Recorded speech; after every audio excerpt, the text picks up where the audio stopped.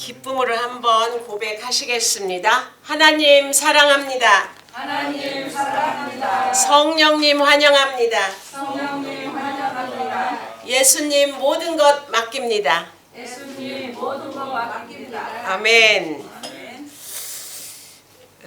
우리들 교회에 다니는 유명한 변호사 집사님의 간증입니다. 저는 뚜렷한 중생의 체험이 있는 아버지와 목회자 집안인 어머니 슬하에서 4대째 모태 신앙인으로 자라났습니다. 아버지가 공직에 계셔서 경제적으로 윤택하지는 못했습니다. 하지만 그런 것을 별로 개의치 않는 집안 분위기 속에서 순탄하게 성장했습니다. 공부는 고등학교 2학년까지는 두각을 나타내지 못하다가 3학년 때 성적이 갑자기 올랐습니다. 재수 한 번 안 하고 서울대학교 법대에 들어갔습니다. 대학 4학년 때는 말석으로나마 사법고시에도 합격을 했습니다.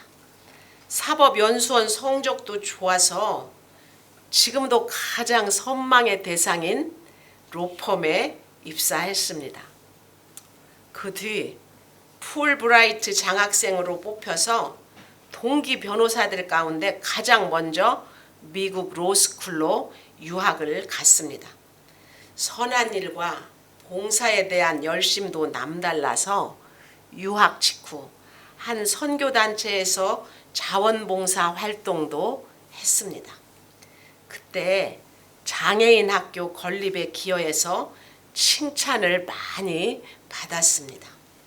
일찍이 시민단체 활동에 참여해서 언론의 주목을 받기도 했습니다. 집단 소송을 전문으로 하는 법무법인과 대기업의 탈법 행위를 통쾌하게 분석하는 연구소를 만들어 운영했습니다. 그러면서 약자를 대변하는 선한 청년이라고 인정받았습니다. 공천제의도 있었습니다. 큰 이권이 걸린 위원회나 국회의원 공천자, 장관 후보, 공기업 사장 후보 등을 뽑는 곳에도 참여했습니다. 이름이 알려지면서 해외 언론사와 국제단체가 선정한 글로벌 리더에 선정되었습니다. 여러분, 이런 열심과 능력 가지신 분이 자격 없이 거저받는 하나님의 은혜라는 것을 공감할 수가 있을까요? 거저받았으니 거저주라고 하시는 말씀을 이런 분은 어떻게 적용할 수가 있을까요? 마태복음 10장 1절에서 4절의 말씀입니다. 예수께서 그의 12 제자를 부르사 더러운 귀신을 쫓아내며 모든 병과 모든 약한 것을 고치는 권능을 주시니라. 12 사도의 이름은 이러하니 베드로라 하는 시몬을 비롯하여 그의 형제 안드레와 세베대의 아들 야고보와 그의 형제 요한, 빌립과 바돌로메, 도마와 세리마테, 알페오의 아들 야고보와 다데오, 가나나인 시몬 및 가룟 유다, 곧 예수를 판자라. 예수께서 이 12를 내보내시며 명하여 이르시되 이방인의 길로도 가지 말고 사마리아인의 고을에도 들어가지 말고 오히려 이스라엘 집에 잃어버린 양에게로 가라. 가면서 전파하여 말하되 천국이 가까이 왔다 하고 병든 자를 고치며 죽은 자를 살리며 나병 환자를 깨끗하게 하며 귀신을 쫓아내며 너희가 거저 받았으니 거저 주라. 이 본문은 거저 받은 제자 자격증에 대한 말씀입니다. 예수님은 귀신을 쫓아내고 모든 병과 모든 약함을 고치는 권능을 제자들에게 주셨습니다. 그런데 겉으로 보면 다 자격 비달인 사람들이 제자가 되었습니다. 베드로와 야고보와 요한, 안드레와 빌립은 어부 출신입니다.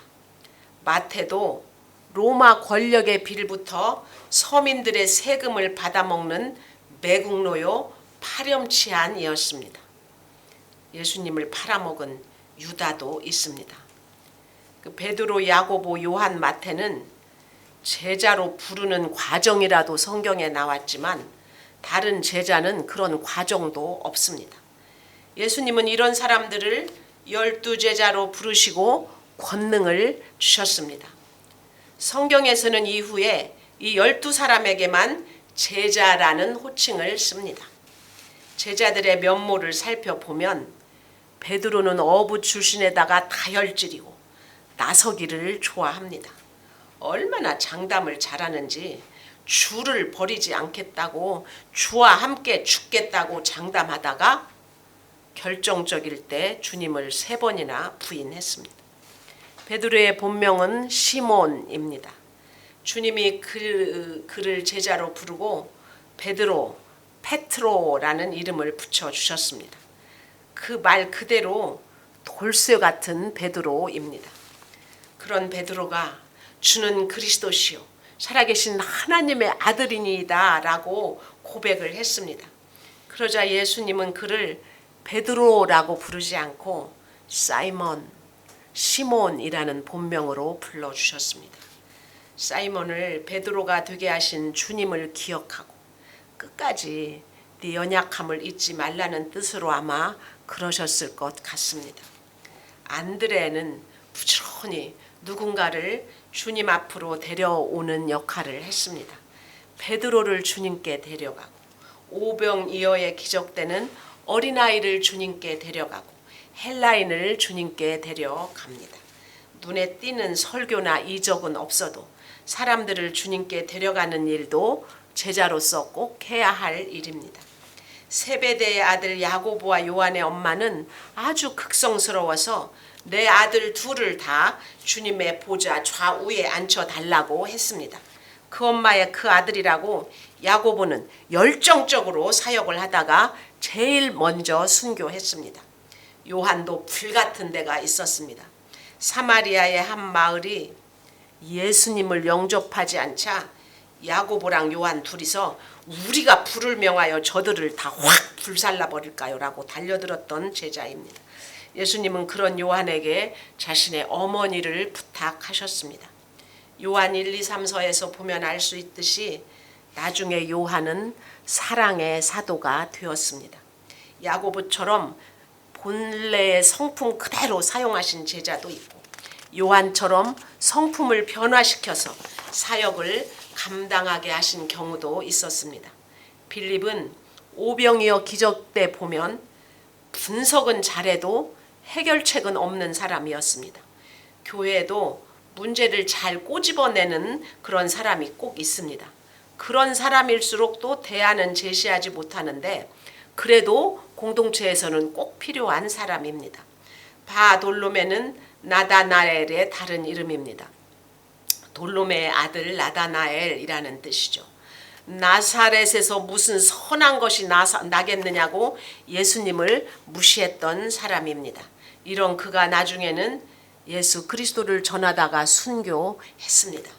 도마는 우리도 주와 함께 죽으러 가자고 하면서 의리의 사나이 같은 모습을 잠깐 보였습니다. 하지만 실제로는 예수님의 못자국을 확인하고서야 부활을 믿은 의심이 많은 제자입니다. 알페오의 아들 야고보는 세베대의 아들 야고보와 구별하려고 항상 작은 야고보라고 불렸습니다. 이름도 빚도 없이 충성한 제자인데 하필 자신이 작은 야고보라고 불리는 것이 싫지는 않았을까요? 교회에도 동명이인이 많아서 이름 뒤에 알파벳이나 숫자가 붙기도 합니다. 그럴 때 내가 1이 아니고 2나 3으로 불리는 것이 불쾌하지는 않습니까? 그러나 전혀 그럴 일이 아닙니다. 야고보 A가 되었든 야고보 B가 되었든 주님의 제자로 이름이 올랐으니 이보다 더 큰 영광이 어디에 있겠습니까? 다데오는 가롯 유다와는 다른 유다를 말합니다. 이 사람은 유대의 열심 당원이었습니다. 친로마파로 살았던 마태와는 달리 반로마파 사람이 다데오였습니다. 가나나인 시몬은 다데오보다도 더 열심인 반로마파였습니다. 열심당원이라는 말은 가슴에 칼을 품고 다니면서 변절자를 처단한다는 뜻입니다. 그렇게 열렬히 로마를 처단하려고 하는 반로마주의와 로마에 붙어 사는 친로마주의가 다 예수님의 제자가 되었습니다. 가나나인 시몬도 아프리카에서 순교했습니다. 제자 가운데는 예수님을 팔아먹은 가룟 유다가 있습니다. 12명 중에 변화되지 않은 유일한 사람입니다. 유다는 세리 마태를 제치고 재정을 맡을 정도로 똑똑했습니다. 그렇게 인정과 신뢰를 받고 예수님과 같이 먹고 자던 사람 가운데 예수님을 배반하던 자도 나왔습니다. 그럼에도 주님은 이들을 제자 삼으시고 똑같은 권능을 주셨습니다. 못나고 죄 가운데 있는 사람을 불러주셨으니 우리 가운데 제자가 못 될 사람은 아무도 없을 것입니다. 주님은 12제자 가운데 수제자로 꼽힌 베드로와 야고보와 요한에게 특별한 별명을 붙여주셨습니다. 반석이라는 뜻의 베드로라는 이름을 붙여주셨고 성격이 불같은 야고보와 요한에게는 우레의 아들이라는 별명을 붙여주셨습니다. 이렇게 별명을 마음대로 부를 수 있는 사람이 바로 수준 높은 사람입니다. 진정한 유머는 자기의 부족함과 약점에 웃을 수가 있는 여유라고 했습니다. 저도 하나님께 부르심을 받기 전에는 우리 남편 집사님 핸드폰에 저장된 이름이 독사였습니다. 한번 물면 반드시 죽인다는 뜻으로 독사라고 했는데 신학을 하고 보니 헬라어로 독사가 영광이라는 뜻이었습니다. 누가 나를 편하게 부른다고 기분 나빠할 것은 없습니다. 주님이 돌쇠나 번개로 부를 수 있는 사람이 수제자가 된 것처럼 내가 받아줄 만한 수준이 되니까 편하게 부르는구나 하고 뿌듯해 하시면 됩니다. 예수님의 12제자와 비교할 때 이 변호사 집사님은 참으로 제자가 되기 힘든 분과 같습니다. 고난이 없는 분이 교회에 와서 십자가 설교를 들으니 그분을 볼 때마다 담임 목사님은 굉장히 궁금했다고 합니다. 집사님은 고난이 축복이라는 말이 이해가 되세요? 연약한 자를 택하시고 사용하신다는 말씀이 나한테 하는 말로 들리세요? 라고 계속 물었다고 합니다. 처음에는 웃기만 하더니 다음과 같이 이야기했습니다. 저는 마태복음 19장에 나오는 부자 청년과 같은 사람입니다. 세상에서 성공하고 게다가 착한 일도 많이 해서 인정받은 부자 청년입니다. 내가 무슨 선한 일을 해야 영생을 얻을 수 있을까 하면서 나의 선행으로 영생을 얻고자 했습니다. 선한 분은 오직 예수님 한 분이라는 사실을 받아들이지도 못했습니다. 자기 죄를 깨닫지 못하니 예수님을 떠났습니다. 부자 청년은 자기 의와 재물 때문에 구원을 받지 못했습니다. 그렇게 구원과 상관없는 인생이 될 뻔했는데 제가 말씀을 묵상하다가 말씀으로 죄를 깨달았습니다. 얼마나 제가 수지 맞은 인생입니까? 제자의 자격은 자기 죄를 보는 것입니다. 세상이 부러워하는 변호사로 존경받는 신앙인으로 살았어도 이제야 자기 죄를 깨달은 것이 거저받은 은혜입니다. 이 은혜를 알아야 거저 주는 인생을 살 수가 있습니다. 5절에서 6절의 말씀입니다. 예수께서 이 12를 내보내시며 명하여 이르시되 이방인의 길로도 가지 말고 사마리아인의 고을에도 들어가지 말고 오히려 이스라엘 집에 잃어버린 양에게로 가라. 예수님의 12제자를 이방인이나 사마리아인의 고을이 아닌 이스라엘 집에 잃어버린 양에게로 보내셨습니다. 아예 하나님을 모르는 사람이 아니라 하나님을 아는 사람들, 교회 다니면서도 구원받지 못한 잃어버린 영혼들에게 가라고 말씀하셨습니다. 변호사 집사님은 자기 자신을 잃어버린 이스라엘의 양이 바로 나였다고 말합니다. 왜 그런 적용을 하게 됐을까요? 저는 모태신앙인으로 교회 다니면서 항상 칭찬만 받는 장로님 아들이었습니다. 그러나 개인적으로는 거의 기도도 하지 않았고 말씀도 거의 읽지 않았습니다. 그러면서도 성경의 기본 골격을 잘 이해하고 있다고 생각했습니다. 내심 찔리기는 했지만 교회에서 직분도 많이 받았습니다. 그렇게 스스로 착각하면서 감히 예수님 앞에 와서 무슨 선한 일을 하여야 내가 영생을 얻으리까 하고 묻는 청년이 되어 갔습니다. 스스로 똑똑하고 분별을 잘하고 착하고 의롭다고만 생각했습니다. 내가 무언가를 할 수 있고 선해줄 수 있다고 생각했습니다. 그러나 제 마음속에는 평안이 없었습니다. 하나님이 100% 옳으시다는 것을 인정하지 못했기에 어쩌다 내 의가 꺾일 때면 원망이 너무나 깊었습니다. 내 힘으로 할 수 있다고 생각했기 때문에 내가 할 수 없는 일이 생기면 심한 좌절감에 시달렸습니다. 사람의 연약함에 대한 이해가 없어서 사람을 사랑하지도 못했습니다. 항상 비교의 잣대로 보면서 우월감과 열등감 사이를 왔다 갔다 했습니다. 내가 선하고 나는 더 선해질 수 있다고 믿었습니다. 그래서 간혹 내 이기심이 드러날 때면 이중적인 내 모습에 진저리를 쳤습니다. 모든 일에서 나만 잘났다고 생각했기에 아내와 후배와 부하 직원을 보면서 얘들은 내 꿈을 이해하지 못한다고 섭섭하게만 생각했습니다. 내 옆에 강팍하고 교만한 사람에게서 나의 강팍과 교만을 보지 못했습니다. 그래서 그들에게 항상 상처받았습니다. 나는 물질 고난도, 건강 고난도, 자식 고난도, 가정 불화의 고난도 없습니다. 하지만 내 죄를 보지 못하는 고통이 나에게는 있었습니다. 죄의 회개와 죄사함의 은혜를 알지 못하니 내 짐을 벗지를 못하고 계속 지고 가는 절대치의 고난이 있었습니다. 이 변호사 집사님이야말로 이스라엘의 잃어버린 양에게 가기 위해 가장 필요한 증인이라고 생각이 됩니다. 고난과 어려움 없이도 자기 죄를 고백하는 것은 결코 쉬운 일이 아닙니다. 외적인 선행과 풍요 때문에 평생 주님을 찾지 못하고 떠나는 사람들이 이 세상에는 너무나도 많습니다. 교회를 다닌다는 이유로 구원에 대해서는 들으려고도 하지 않는 이스라엘 집의 잃어버린 양들도 너무나 많습니다. 그런 사람들에게 십자가 복음을 전하라고 주님이 변호사 집사님에게도 사명을 주셨다고 생각합니다. 7절입니다. 가면서 전파하여 말하되 천국이 가까이 왔다 하고, 가면서 전파하라는 것은 적극적으로 전파하라는 뜻입니다. 그냥 한번 전하고 마는 것이 아니라 예수님처럼 두루 다니며 차별 없이 반복적으로 전파해야 한다는 뜻입니다. 전파할 내용은 바로 천국이 가까이 왔다라는 것입니다. 환경이 힘든 사람에게는 천국이 가까이 왔다고 전하기가 쉽습니다. 이 땅에서 삶이 힘든 만큼 천국을 사모하게 되기 때문입니다. 그런데 변호사 집사님 같이 모든 것을 갖춘 분은 천국이 가까이 왔다고 말하기가 쉽지 않습니다. 명예나 대권이나 지위가 가까이 왔다고 외쳐야 할 사람이 천국이 가까이 왔다고 외치려면 얼마나 고난이겠습니까? 고난 중에 예수님을 만나고 말씀을 깨닫는 것은 대단한 은혜입니다. 그런데 고난 없이 복음을 받아들이고 전파하는 사람이 어쩌면 더 대단한 사람일 수가 있습니다. 부자 청년도 재물이 많음으로 근심하며 예수님을 떠나버렸습니다.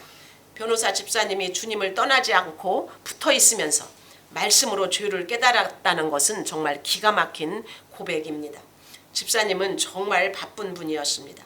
지역 이기주의 때문에 들어가지 못하는 장애인 학교 소속을 맡아서 승소했습니다. 세계 경제 포럼이 선정한 차세대 글로벌 리더 200인에도 뽑혔습니다. 좋은 일로 이름이 알려지니까 여기저기에서 부르는 곳도 더 많아졌습니다. 그렇게 바쁜 가운데서도 교회 양육, 금요 예배, 수요 예배, 주일 예배로 일주일의 나흘을 온전히 주님께 드리고 있습니다. 가면서 전파하는 것이 이런 것입니다. 적극적으로 내 시간과 물질과 수고를 들이지 않으면 천국이 가까이 왔다고 전파할 수 없습니다. 8절입니다. 병든 자를 고치며 죽은 자를 살리며 나병 환자를 깨끗하게 하며 귀신을 쫓아내되 너희가 거저 받았으니 거저 주라. 주님은 병든 자를 고치며 죽은 자를 살리며 나병 환자를 깨끗하게 하며 귀신을 쫓아내는 권위를 바로 우리에게 주셨습니다. 어떻게 이 권위를 사용할 수 있을까요? 변호사 집사님의 적용입니다. 요즘 매일 큐티 말씀이 제게 주시는 말씀으로 받아들여지는 축복을 누리고 있습니다. 내가 100% 죄인이라는 것, 아무것도 할 수 없다는 것이 인정되는 축복을 누리고 있습니다. 겉으로는 온유한 모습을 하고 있지만 사람을 사랑의 대상으로 보지 못하고 정죄의 대상으로, 일의 수단으로 생각하는 것이 저의 강팍함과 교만입니다. 항상 새 것을 바라고 남의 것과 내 것을 비교하는 마음이 저의 음란함입니다. 이분은 외모도 잘생겨서 신사복 모델까지 했습니다. 어떻게 많은 유혹을 이겨내는지 물었더니 허벅지를 꼬집어가면서 이긴다고 대답했습니다. 모든 것을 그러니까 갖춘 환경이 좋은 환경이 아닙니다. 환경이 어려우면 저절로 주님을 찾게 되는데 좋은 환경 때문에 허벅지를 꼬집어야만 주님을 찾을 수가 있으니 결코 좋은 환경이 좋은 환경이라고만 할 수가 없는 것입니다. 내 힘으로 쫓아낼 수 없는 더러운 유혹을 환경이 받쳐주지 않아서 쫓아내게 되는 것, 이게 가장 좋은 환경입니다.